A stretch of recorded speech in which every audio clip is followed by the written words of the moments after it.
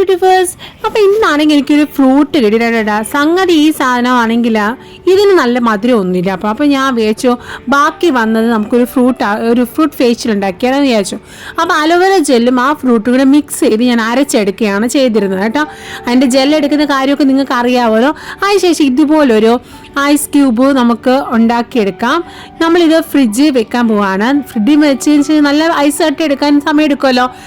അതിനുശേഷം ഞാൻ എടുത്തതിന് ശേഷം ഇത് കണ്ടിട്ട് എനിക്കിങ്ങനെ കൊതി വരിക, കഴിക്കാൻ തോന്നും. അതുപോലെ അടിപൊളി സാധനം. ഇത് നമ്മുടെ ഫേസിലേക്ക് ഇങ്ങനെ റബ്ബ് ചെയ്ത് കൊടുക്കുക. ചുണ്ടുകൾക്ക്, കണ്ണിൻ്റെ താഴെ, നെറ്റിയിൽ, നമുക്ക് എവിടെയൊക്കെ കഴുത്തിന് ചുറ്റും നമുക്ക് തേക്കാവുന്നതാണ്. സംഗതി പൊളിയായിട്ടെന്ന് വെച്ചാൽ ഐസ് ക്യൂബ് ആണല്ലോ ഓൾറെഡി. തന്നെയല്ല ഫ്രൂട്ടോ അലോവേര ജെല്ലോ കുറച്ചൊക്കെ നമ്മുടെ ഫേസിൽ ഇങ്ങനെ വരുന്നപ്പോൾ ഞാനൊരു ടോൾ വെച്ചിട്ടൊന്ന് ഇതാക്കി കൊടുത്തു. 10 മിനിറ്റ് ഏകദേശം ഞാൻ വെച്ചതിന് ശേഷം ഇത് ക്ലീൻ ചെയ്യുകയാണ് കേട്ടോ. ഇപ്പോൾ നല്ലൊരു ജെല്ലി ലുക്കിലാണ് നമ്മുടെ ആ ഒരു ഇതിരിക്കുന്നത്. സംഗതിയാണെങ്കിലും ഒന്ന് ചെറിയ ഡ്രൈ ആക്കാൻ ഞാൻ നോക്കിയുള്ളൂ.